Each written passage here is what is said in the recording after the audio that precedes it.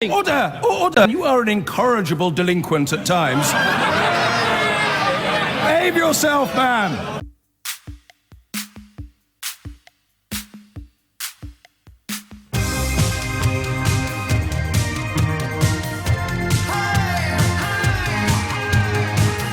So we'll return to that. Actually, just can I don't feel any need to justify myself, but I want to explain something that continues to baffle me on a personal and a professional level. And that's this. If you listen to the programme on anything like a regular basis, make a list of the people that I've stuck up for over the years. Make a list. We'd probably start with the firefighters, would we? That was kind of when I felt almost a political awakening, I've got to be honest with you. I wasn't a particularly political person when I started working here. At least I didn't think I was. But the firefighters dispute, and men and women explaining to me what was being inflicted upon them and their passionately held beliefs that it would compromise the safety of Londoners. We were a London-based radio station at the time, so I'd probably put them at the top of the list. Who else would you put on the list? Black cab drivers. I'm passionate in my opposition to and dislike of everything that Uber represents. Again, actually, parallels with the firefighters. You get the terms and conditions that you signed up for in good faith and formally at the beginning of your career torn up by a sort of employer, I suppose. In this case, it would be government, local government, national government. In the firefighters' case, it was the same. So the parallels are there. Who else? I'm teachers. I generally stick up for teachers on the fairly plausible grounds that if I'm going to trust them to keep my child safe, alive and educated, I should probably trust them up to a point when they tell me that they're being shafted. Ditto junior doctors. I'm going to trust you with my life. You tell me that you're compromising my safety, then I'm at least going to pay attention to you and look at the evidence. The list goes on. So when I suggest to you that I want to hear the voices of the European Union citizens who thought that this country was their home in the same way that it's mine, you'll understand it's part of a long tradition on the programme of just trying to imagine what it would be like to be in somebody else's shoes. Let's get that out there front and centre, and we'll move on to that probably at 11 o'clock. But I want to begin with Grenfell, because it's the same process. It's not about whether or not you've got a polysyllabic name. It's not about whether or not your migration status is questionable, whether you're here illegally or not. I appreciate these are very, very live political issues. It's not even about whether you were illegally subletting. It's about how you would feel if your house burnt down and it looked like that there had been, at the very, very least, institutionalised incompetence up to the very highest level of local government. That's all it's about. It's just about how you'd feel if it was you, and how you'd want people like me in the so-called media, so-called mainstream media, to react. If your house got burnt down and you thought there was probably an evidence trail to be pursued, and that at the end of that evidence trail there might well be prosecution, criminal charges, there might well be justice, what would you want us to do? Ignore you because, you know, we don't like people from Cornwall? Ignore you because you're from south of the river? Not listen to your complaints? Ignore your plight because you're, I don't know, white-skinned, brown-skinned, somewhere in between skinned? It's just so sad what's happening in our country at the moment, that we're looking at an inferno, a tragedy that is almost unprecedented in peacetime in Britain. And, you know, before the embers have cooled, people are trying to turn it into something about race and ethnicity and identity and all of this sort of thing. It's not, any more than it is with firefighters or taxi drivers or doctors or teachers, whoever it may be. It's about just imagining sometimes what it would be like to be somebody else. And right now, I can't get my head around what it would be like to be one of these families. Not just the survivors, but the people nearby, the people who'd read the blogs, the people who'd heard the warnings, the people who'd seen the work being done and seen the complaints and the suggestions that corners were being cut and lives were being endangered. On the record. It's all there on the record. And now the fear is that they won't get justice. The fear among the residents. I haven't booked any guests on this, so if you have an investment in the issue, if you're down on the front line, if you're listening to your radio in the shadow of Grenfell Tower, I'm going to need to talk to you. Spread the word. Let everybody know we're talking about this. We're going to talk about it, if we have to, for 20 flipping years, until management here come to their senses and give me my sandwiches wrapped in a roadmap. It's not dropping off my radar, this story, ever.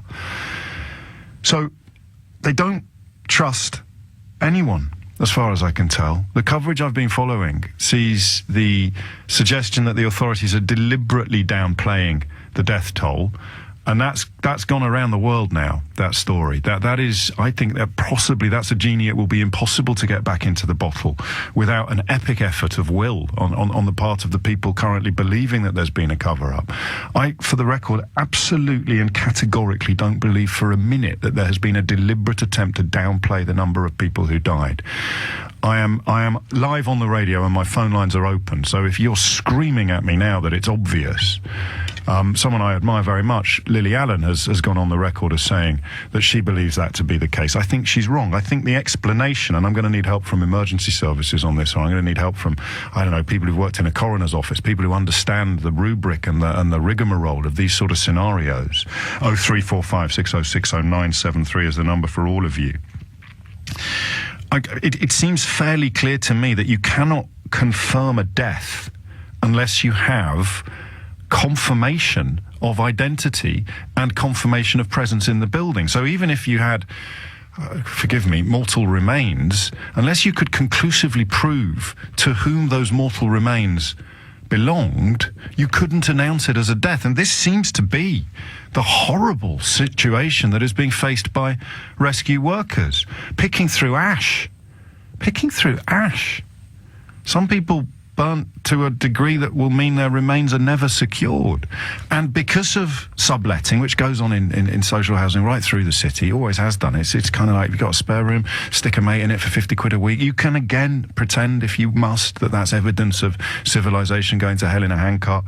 Or you can pretend, if you must, that if people have come here illegally in pursuit of a better life, they must be the scum of the earth, absolutely dedicated to undermining our society, rather than the people who are probably doing your laundry or driving your minicab, and they have the audacity to require a roof over their head and a bed for the night.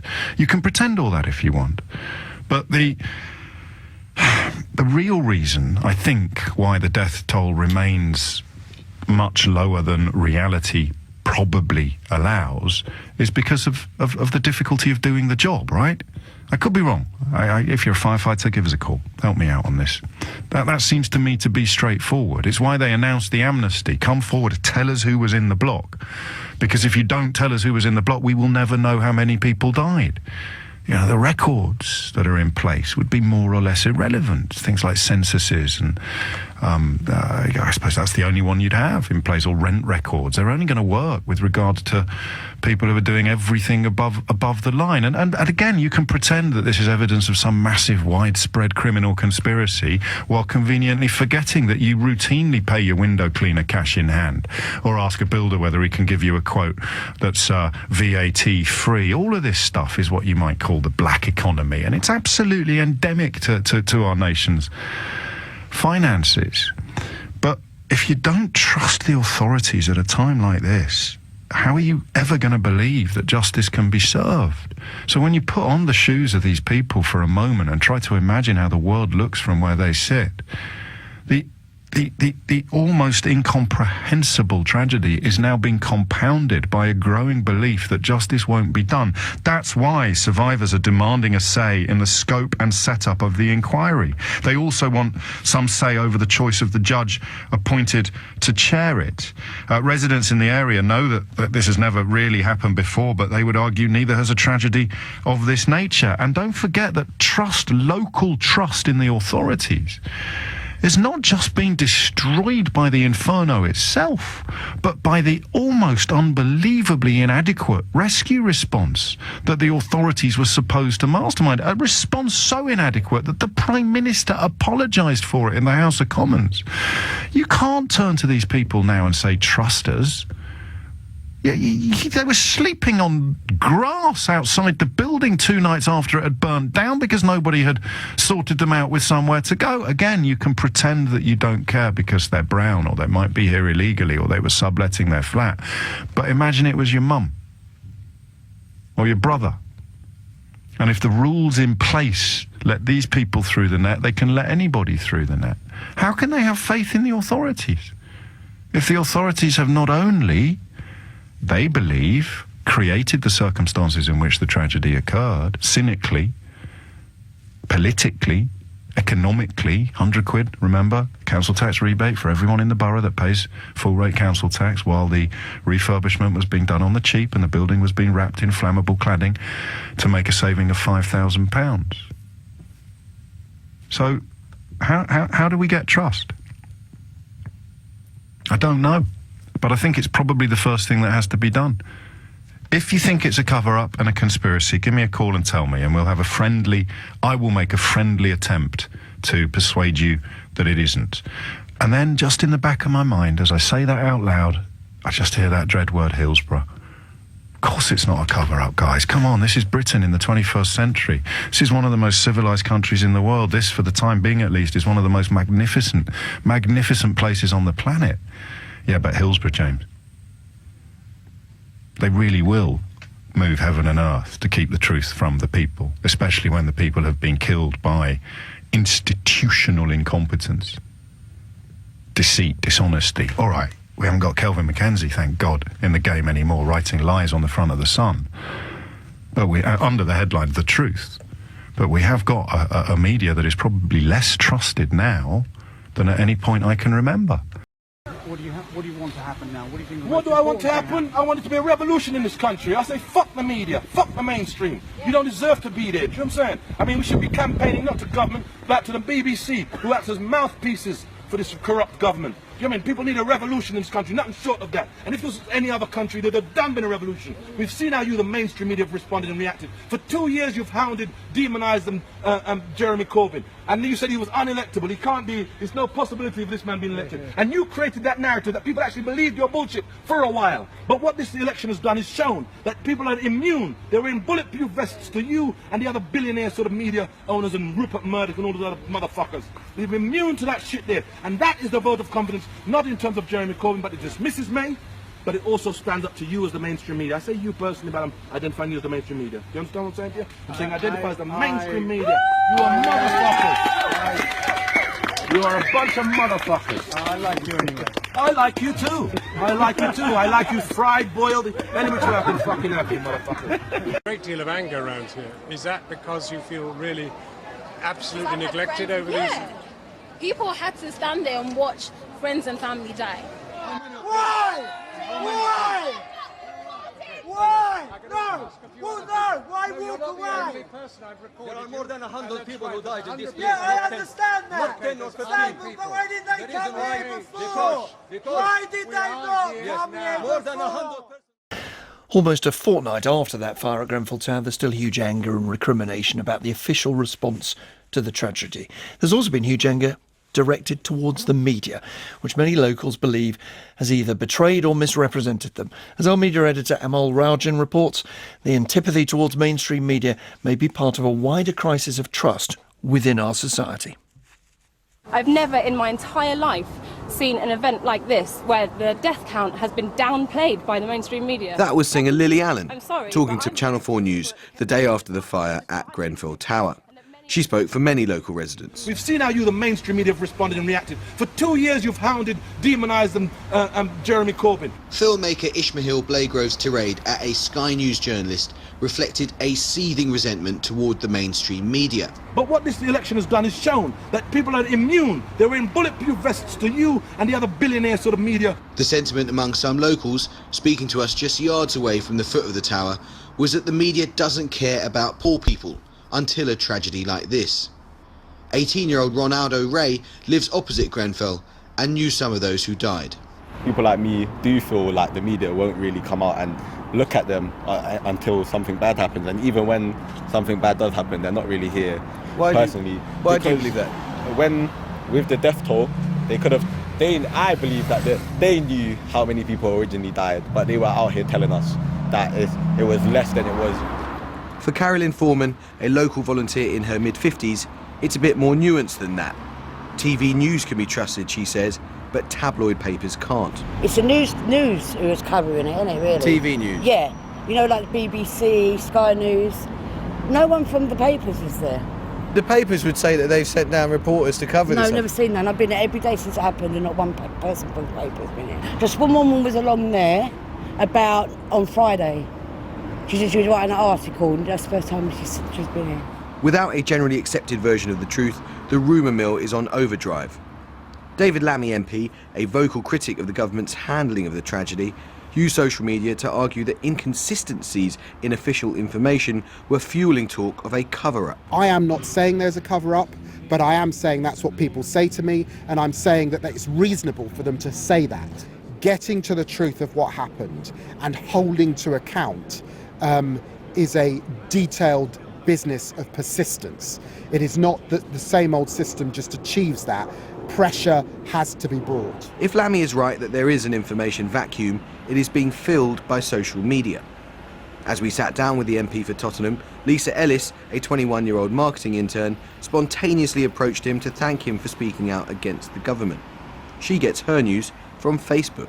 The way that this has been handled has led me to lose trust in the way that the media has been handling things. The fact that I find more information from Facebook than I do from the news, more than I do from the papers, the Evening Standard, the Metro, the Daily Mail, even the Guardian, who are supposed to be a reputable source of information for the public, it's just led me to think maybe we don't know as much as we should. In years gone by, thriving local newspapers would have harboured reporters with a deep knowledge of this patch.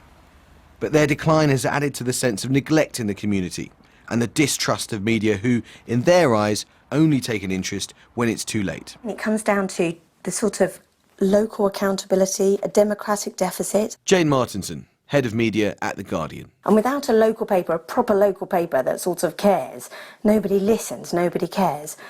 And actually, I think that idea that you've got people around you, your community, the idea that we don't have that anymore, I think that really is, we are in danger of there being a democratic deficit. It all adds up to a toxic brew. A disappearing local press, social media echo chambers in which conspiracy and rumour bounces round at viral speed, and public information that arouses rather than suppresses suspicions. Why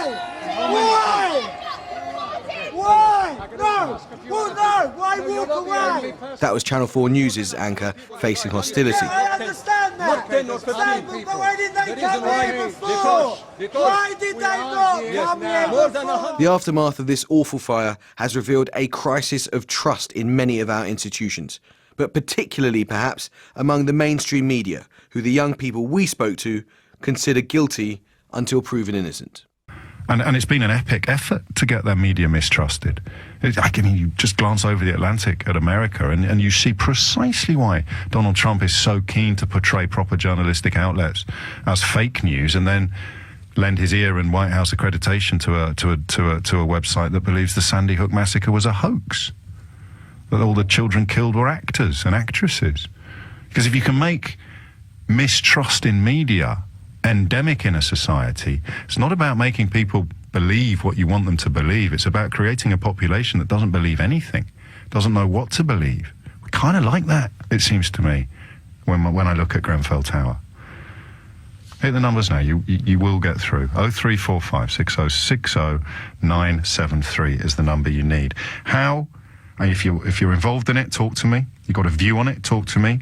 If you're neither of those, you're involved in it as I am on an emotional level, that's all, no personal connection except a geographical one.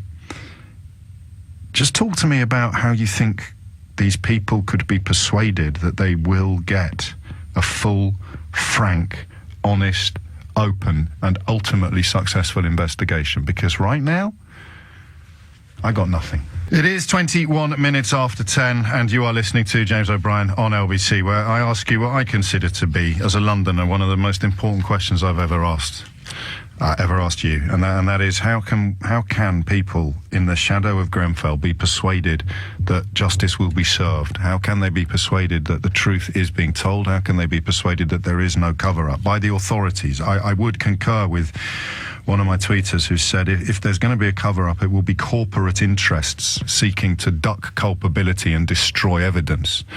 And corporate interests, of course, would include organisations, but not the police, the fire service. That's the point. So how do we get trust? Or has it perhaps gone forever? 0345 6060 973. Sarah is in Kensington. Sarah, what would you like to say? Hi, James.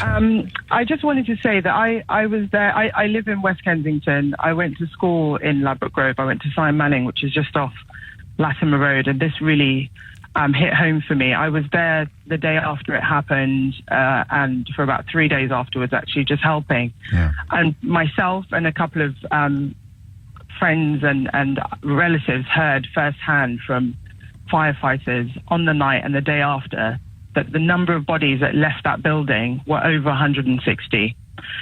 Those are not the figures that were being told by the Metropolitan Police. No, Apparently they were, though. This is the point. You can only confirm the death of somebody whose existence you've established, if you see what I mean. So they're not going to announce unknown dead people.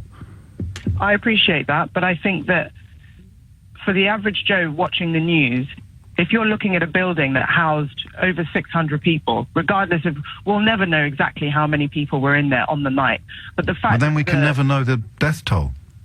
I know, but if the firefighters are saying that over 160 bodies, because they were found dead on the staircase, from babies up to grown adults, dead on the stairwell. I will take your word for that, but you can't announce a death of someone who has no identity, as I understand it. And again, if they could have said that there are a number of, that the death toll's well over 100. They can't confirm the exact figures, but to say you're only going to confirm the numbers of people you can identify when people were burnt to death is an insult, really. Apparently, people who jumped. Why is it an insult?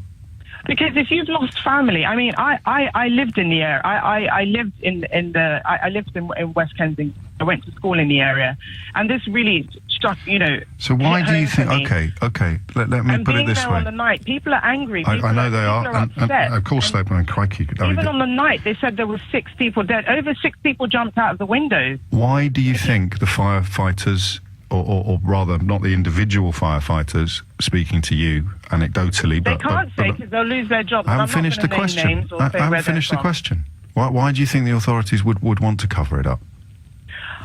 I think that there's some people that have a lot of questions to answer, and somebody's going to be held to account for this. And Yes, also, I think why do you think the authorities would want to cover it up? Why do you think the police would want to cover it up? I don't think they want the rest of the nation to be as passionate about this. They've chosen not to mention how many of the 79 dead are children. Normally in a But no, that's emerging. That will emerge at inquest. It emerged yesterday that one 5-year-old boy died of smoke inhalation after letting go of the hand of a friend who was trying to lead him to safety. But that's due process, so that has to go through the coroner's court. It has to be an inquest, and then you find out who's dead. So the question remains, unless you're suggesting to me that you think the British public would somehow rise up if it was 179 dead, but they're going to stay supine if it's only 79. Why would the authorities? I think on the night they only mentioned 6. I think that was deliberate. Okay, well we're now on 79. So why are they still? Why are they still? But it was a gradual process. Yes, that's called counting. That's called counting and confirming. So the question remains: why do you think they'd cover it up? Why would they want to? Who would be the motivation? What would be the motivation behind that desire? I think, to be honest, I'm not going to say. No. I just think if it was any other tragedy, the way that this would have been... That's not what I asked you. Why are they covering it up? 79 people dead and likely to rise. Forensic archaeologists currently... Let me read you something. Hang on. The building was covered in flammable cladding. It was made known to them. They complained, their reports, as you've categorically stated, on record, that this place was an accident waiting to happen, and it was allowed to happen. So the question remains, sir. The question remains: what is the number of dead? At which point you think somehow the public response would shift immeasurably in the direction of anger? I think if it was in the hundreds. Oh, come on. Absolutely. Really? So they're covering it up. They're covering it up because. If the death toll reaches over 100, then people will be even more upset and angry than they are now. Yes, they would. Okay, no, that's the reason. That's the reason. If they'd mentioned on the night that babies and children had died, I mean, this was 1 a.m. on a school night. It would have registered more. But if you're looking at... Okay, well, I can't explain it any more clearly. I can't explain it any more clearly. The law is simple when you're announcing a death toll. You have to be able to name the person that's dead. So what I would ask you now... the majority are now ashes. Yes, which is the explanation I offered you 17 minutes ago. So now the question has to be, and it's a brutal question, but it's one you're obviously supremely well qualified to answer, where are all the people describing their missing mother or sister or brother who have not been in any way accommodated or accounted for by the authorities? Where are they? Yeah. Where are all these people who say, my brother was in there, but the authorities aren't telling me or confirming or anything? Where are they all? David Lammy is the Labour MP for Tottenham. He lost a friend, the artist Khadija, in the fire at Grenfell. At the weekend, he claimed on social media that the published estimate of 79 deaths in the fire is far, far too low, and that a failure to provide updates of the true number that died is feeding suspicion of a cover-up among survivors and local residents. I asked him earlier if he himself believed the authorities were withholding information. The 79 figure, which has now stood for a week, does not accord with those who live down there and say, but the survivors, and there's a gap. They know there's a gap. In one flat alone, people say there were up to 40 people gathering because they gathered in the flat. It was Ramadan. There are lists you can use. DWP lists for those who are on benefits. There's a local school, and for the local authority you can assess how many kids have showed up for school or not showed up for school. You can use mobile phones. You can speak to the mobile phone. They will assist. I saw this during the riots. Who's been on their phone at 12 o'clock before the fire started? There are ways in which you can assemble lists of people and numbers. Are you suspicious of a cover-up? When you have tragedies of this kind that could have been prevented, we know from Hillsborough and other affairs in our national life that governments, local authorities, big corporations, companies, the contractors, they cover their backs, and that's why I raised issues around the documentation. Have the police seized documents yet? In this case, we know nothing about whether that's happened. And that it doesn't really matter what I think, it matters what people on the ground think. It does matter what you think because you are a well-known local MP. You've, for example, tweeted that dozens of people, residents or dozens of people, jumped from windows, and nobody has talked about more than 10. Nobody has found more than that outside. So who do you think is lying there? Emily, I am being honest about what people have said to me. Let's validate those people. Journalists take cameras down. They too have spoken to people. This is what they say. I was not standing outside of Grenfell Tower watching my neighbours jump and burn to death, but I've heard those people, and we should validate what they are saying. They're not making it up. If you're saying that I should say nothing, I'm afraid I disagree with you. I'm just trying to get to the bottom of whether you actually think it's a cover-up, and if so, why would authorities be covering this up? What people say is that if you put the numbers out early, there could be civil unrest. That's what they say. And you think that's right, do you? I've no idea. I'm not. You'd have to ask the police chief. But I'm just saying, by repeating it and by tweeting it, you are giving people a sense that that is where you stand, that is what you believe. So I've told you I'm sympathetic to it. I'm going to walk alongside those people. Do you think that K&C is trying to cover up the numbers? Let's just have that categorically. I've got no idea. Ask Nick Paget-Brown. Do you think that the police or the fire emergency services are covering up the number of people that jumped out of that tower on that night? I wasn't there, but people on the ground say they saw more than is being suggested. And do you think that the number of dead is not being revealed because you worry it will lead to civil unrest? Well, the truth is the media cycle's now beginning to move on to other things. That's the truth. And so what people say is that, you know, in 2-3 weeks' time, if you start to reveal the numbers, things have moved on. You could turn around and say, I understand how painful this is, I really do, but I also see it's complicated. You know better than I do that some of the homes were sublet. Some people have not been as happy to come forward, even if they have survived, even if they know people have survived. This is the 6th richest economy in the world. If we have not assembled the list of the landlords in the building, then what the hell are we capable of doing? Where is the register? If we can't put together a benefits list, a schools list, ask local hospitals, GPs, who also have their list. But that is what they're trying to do, isn't it? That's what they're trying to do. I've not heard that communication from government. If you have, then so is it thanks that for you just enlightening me, need but I to haven't hear heard them it. saying we're doing this now? Presumably that is the work that's going on behind the scenes, isn't it? Well, I'm saying I'm afraid you can't presume. People need to hear it. David Lammy, thank you. Personally, I believe the majority died as families. This was 1 o'clock on a school night. There is no mum, dad, brother and sister are all gone. Okay, the friends then. The friends. Doesn't have to be family, the friends. Where are they? All the friends saying, my friend was in that building that night and I haven't seen him since. Where okay, are... James, can I ask you this? No, you can answer my question. Where do you think they are? Do you think the majority walked out of that building that night? I would like you to tell me all of these people who you feel are being deliberately denied a place on the death toll. Where are all their friends?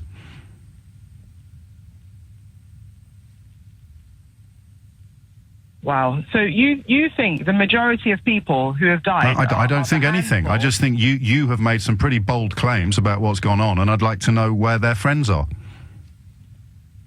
Are you expecting to see them on the news? I'm expecting you to have spoken to them. So certain are you that... Why would I have spoken to a whole building of people? You don't have to have spoken to a whole building. You just have to find me one friend. People who...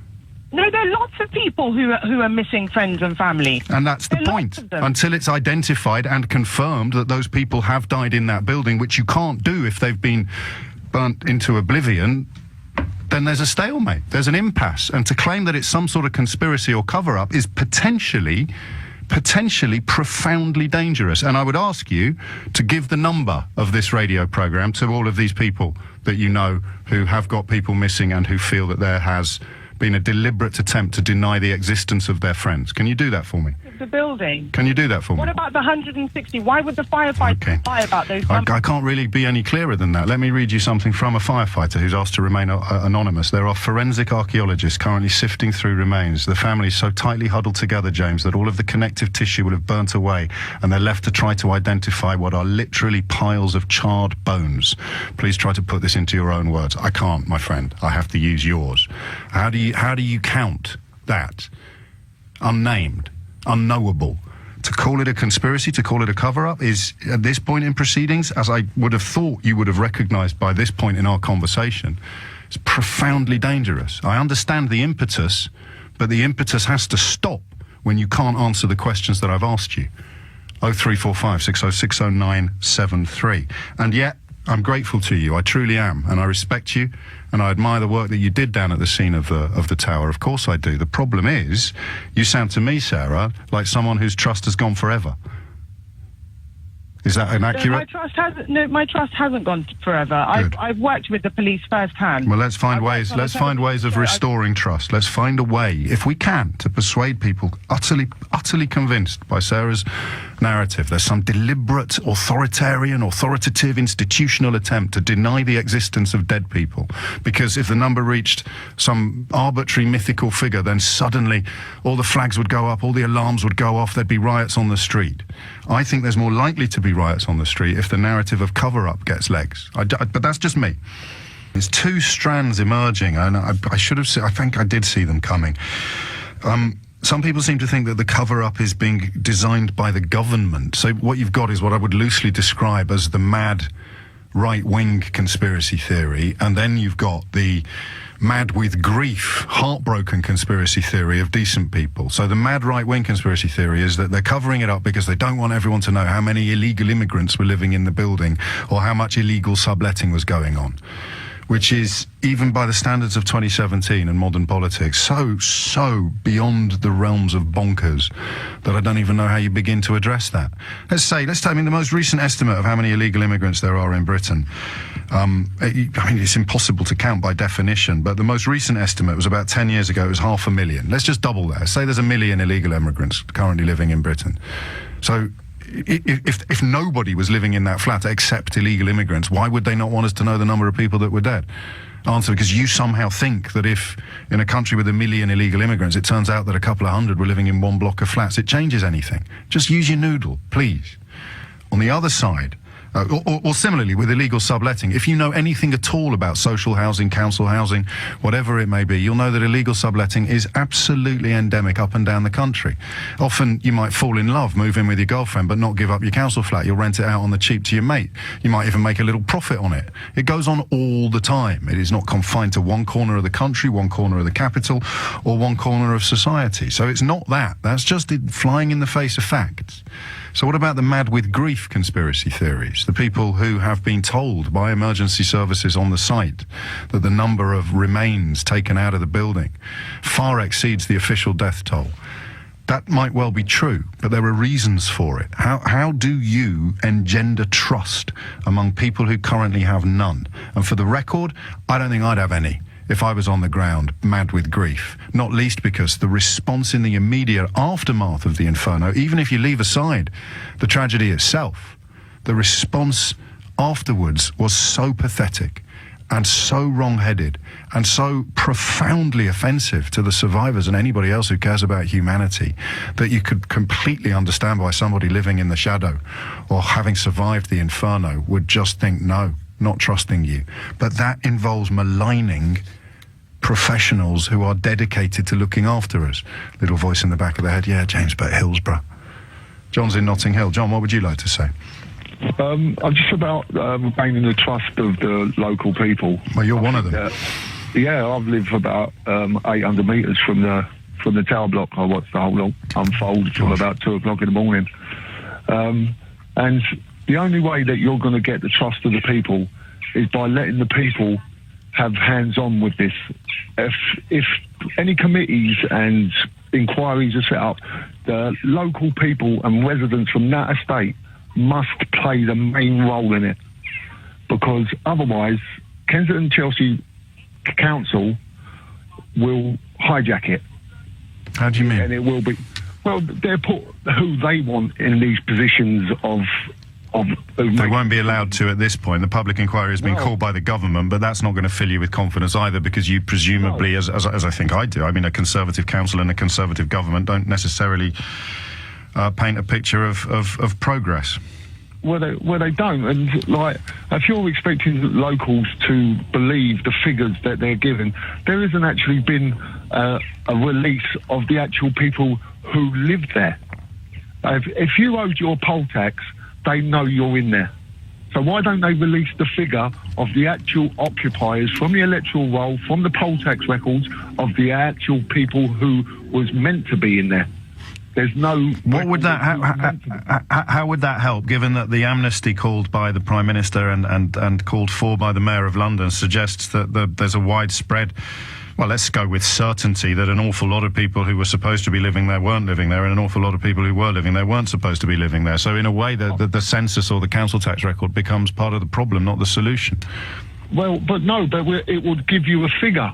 So you want an estimate, a believable figure. Okay. At the moment, the figures what are being put out there are not believable. And as a journalist, I don't know why. So you want someone to explain to you either why they can't put out an estimate at this point, or why they can't. And even if it turns out that what you're calling for is unhelpful or unreasonable or impossible, you need someone to tell you why. Yeah, it will. Fair enough. I mean, when I say things are getting hijacked now, shortly after the tragic night, there was a party went to Downing Street to meet Theresa May. Yes. Out of that party, there was 14 volunteers and 4 residents. Yes. And one of the volunteers who walked in that building, I know her locally. She was beat up on the night of the fire for telling people to be quiet.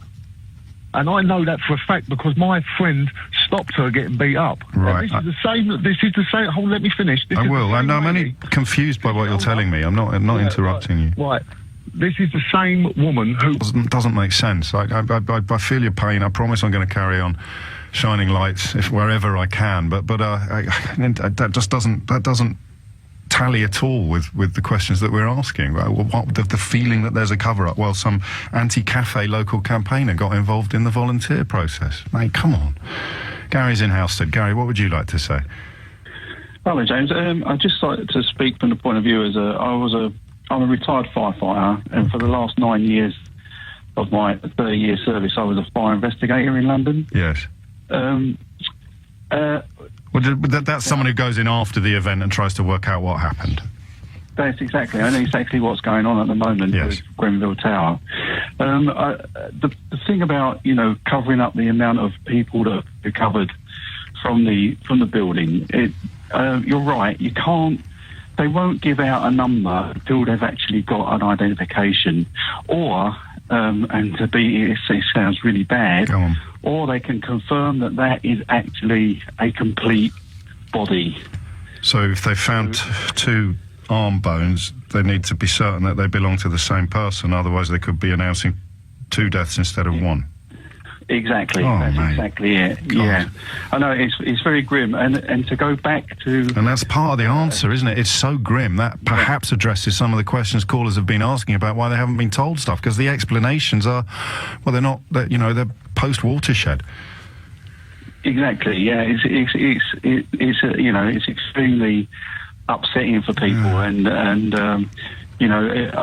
a person who stood in coroners' courts and had to describe scenes and describe the way people have died with the relatives in the room, it's atrocious, and that's why the police and the fire service are so reluctant to give estimates, so reluctant to give any false figures. So they'd rather just stick to what they've got absolute definites for, and go forward with that.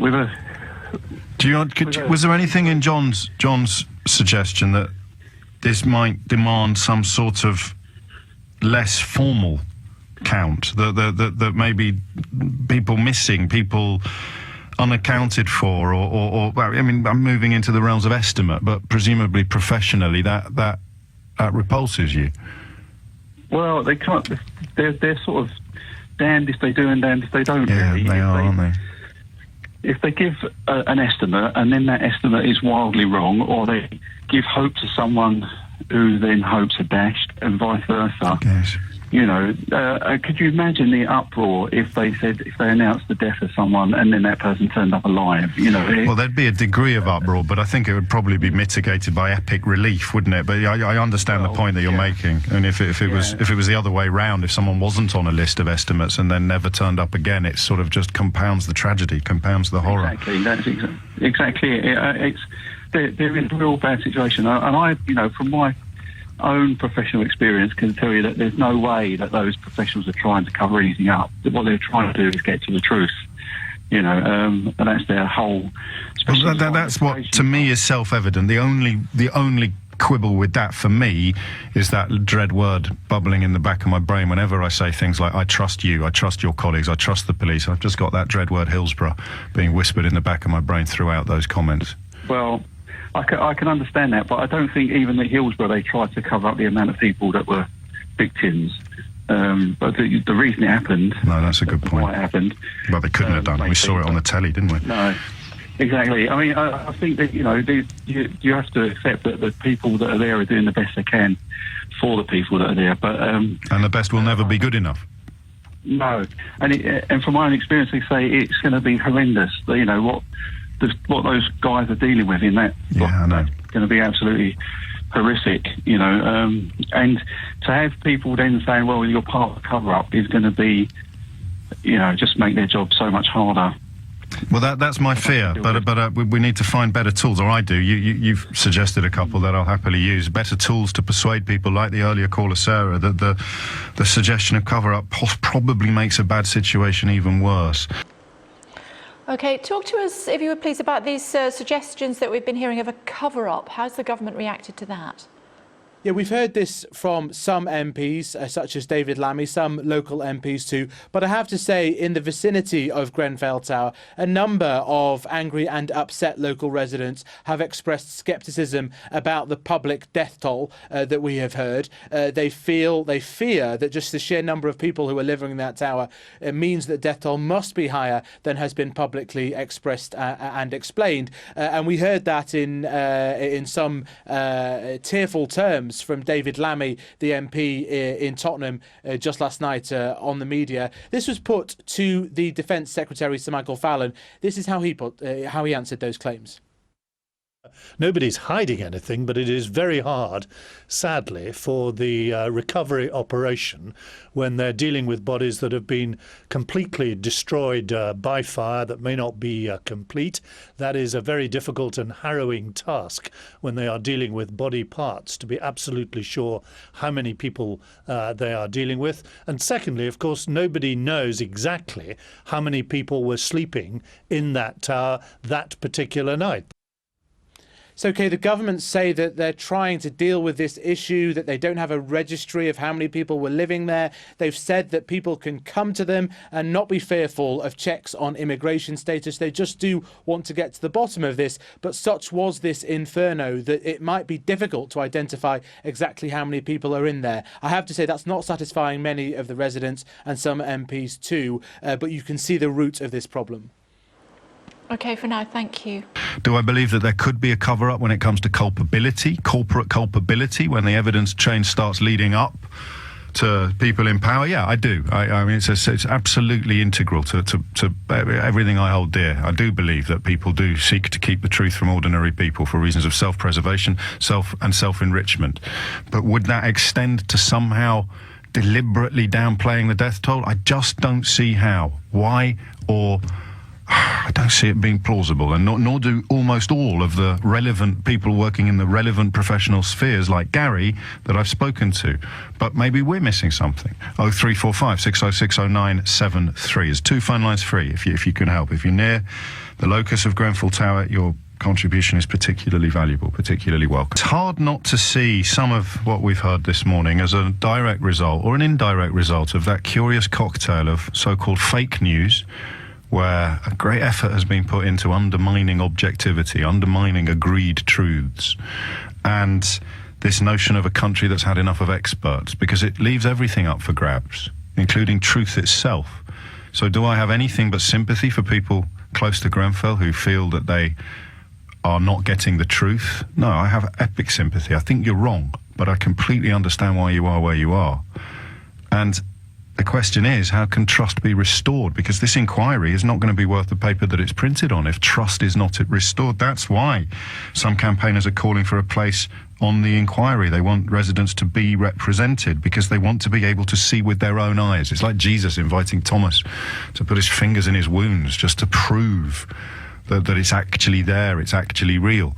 And if you'd been involved in this, you too would be very, very far away from confident that the people in charge can be trusted, because the people in charge are widely considered to have been somehow responsible for what happened and were entirely responsible for the absolute and abject inadequacy of the immediate response processes. That's the truth.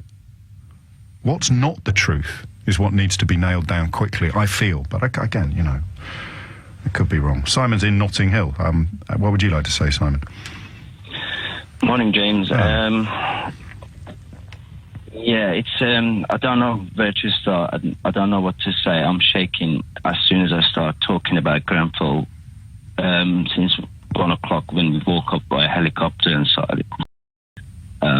noises on that night.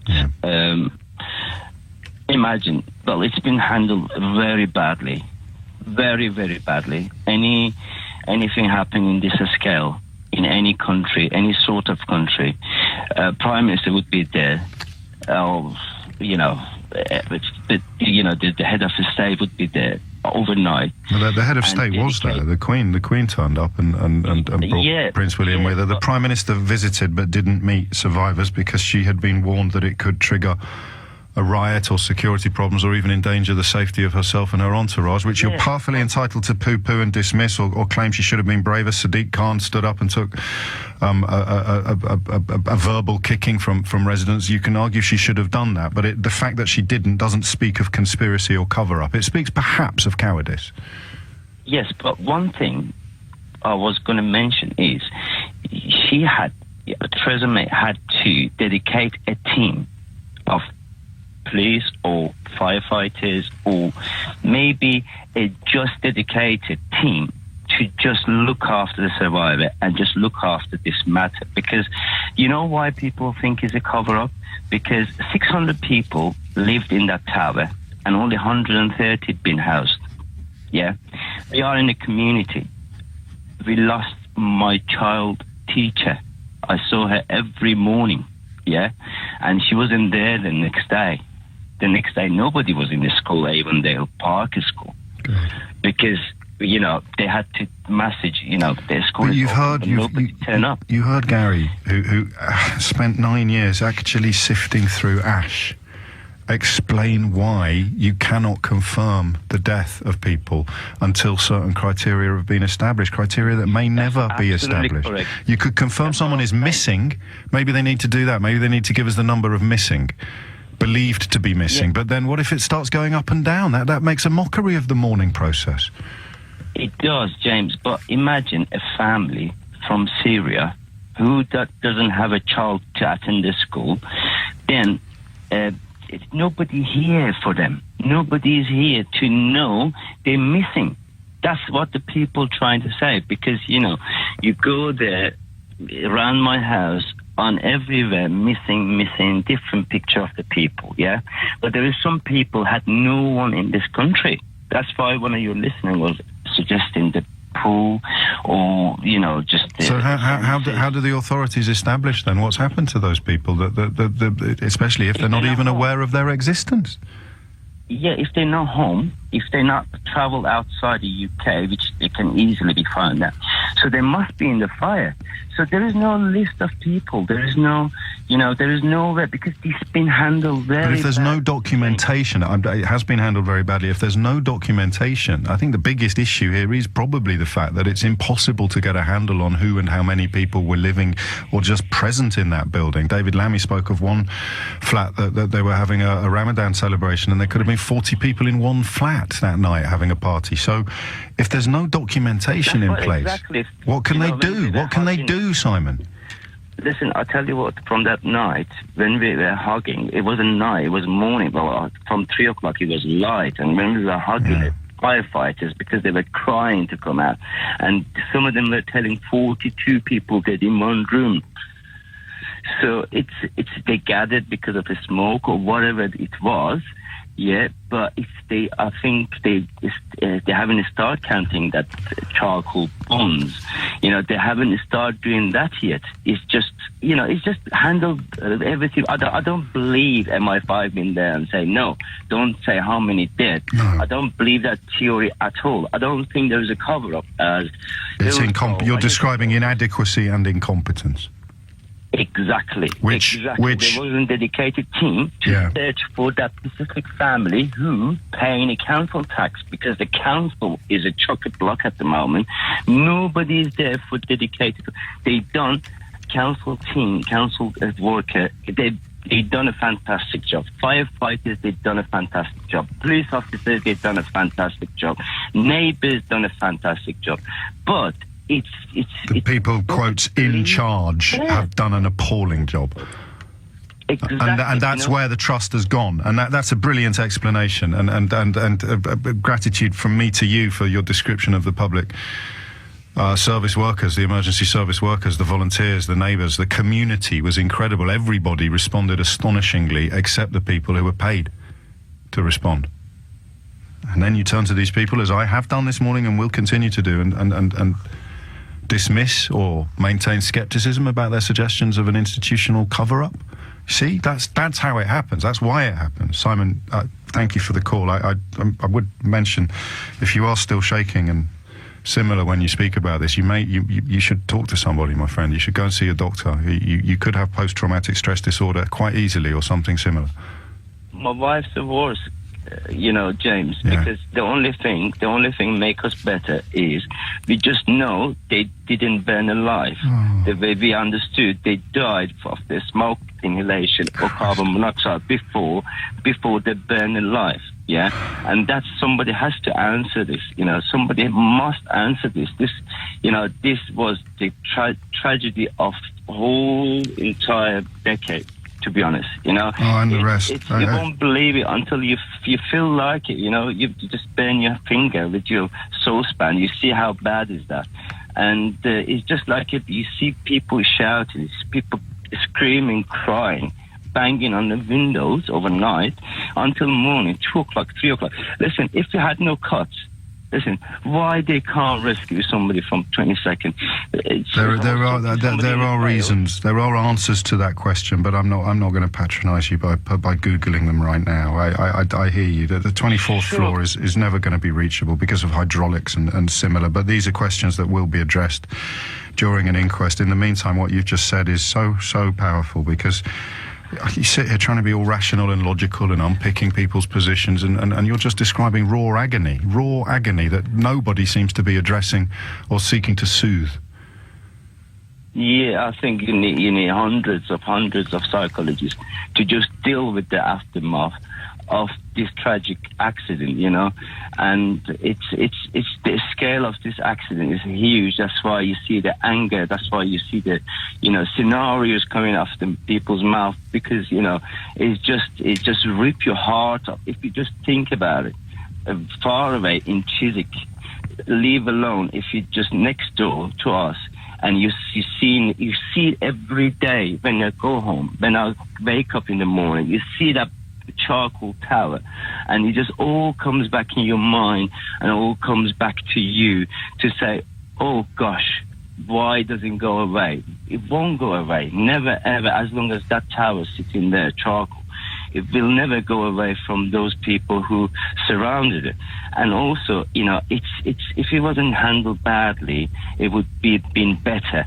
Yes, I do. I've felt pennies drop while you've been speaking. Not necessarily pennies I can describe at the moment, but lights have gone on, and that it's important not to see the people who smell conspiracy as being culpable. You have to understand the raw agony that Simon has described, and that can lead people into the strangest of places. It's led him into a quite spectacularly rational place for someone clearly processing so much emotion. But that is why I think that these calls for the residents to be represented on the inquiry, unprecedented though it may be and legally difficult though it may be, it seems to me to be the only way you can actually turn around and say to these people, we will listen to your voices. It's just gone 11 o'clock. You're listening to James O'Brien on LBC. I mean, apart from that, I'd like to carry on talking about this, but I'm conscious also of having made a promise to you that we're going to talk about it for as long as we have to, so we don't need to do it every hour of every day, but we do need to work out what can be done to restore trust immediately in the people charged with working out what happened, because at the moment there isn't any. If you've got an answer to that question, I'll still take it. If you're in the area, if you did live in Grenfell and you can provide some clarity on why there is so much confusion regarding numbers, I'll take your call.